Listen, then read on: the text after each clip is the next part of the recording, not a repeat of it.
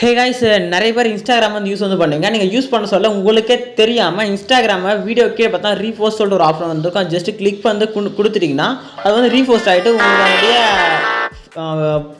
போஸ்ட்னுடைய பேஜில் பக்கத்தில் ரீபோஸ்ட்னு ஒரு இடத்துல ஆட் ஆகிட்டு இது மாதிரி ரீபோஸ்ட் வந்து ஆட் வந்து ஆகிக்கும். இந்த ரீபோஸ்ட் வந்து எப்படி நிறைய பேருக்கு ஃபுல்லாகவே ரிமூவ் பண்ண தெரியாமல் நிறைய வந்து ஸ்ட்ரகிள் பண்ணுறீங்க. இப்போ தான் தெரியாமல் பார்த்தீங்கன்னா நம்ம கமெண்ட் ஒரு சில ரீபோஸ்ட் வச்சுருப்பாங்க, ஒரு சிலலாம் வீடியோக்கு வந்து ரீபோஸ்ட் வந்து இருக்காது.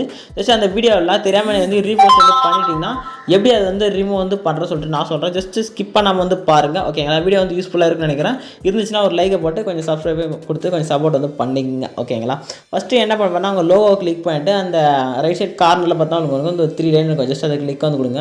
கிளிக் வந்து கொடுத்தா இந்த பேஜுக்கு வந்து கூட்டிகிட்டு வந்து வரும். ஓகேங்களா? இந்த பேஜில் உங்களுக்கு பார்த்தீங்கன்னா யுவர் ஆக்டிவிட்டின்னு சொல்லிட்டு ஒரு ஆப்ஷன் வந்துருக்கும். ஜஸ்ட் அதை கிளிக் வந்து கொடுங்க. கிளிக் வந்து கொடுத்தீங்கன்னா ரீபோஸ்ட்னு சொல்லிட்டு ஒரு ஆப்ஷன் ஜஸ்ட் செலக்ட் வந்து கொடுங்க.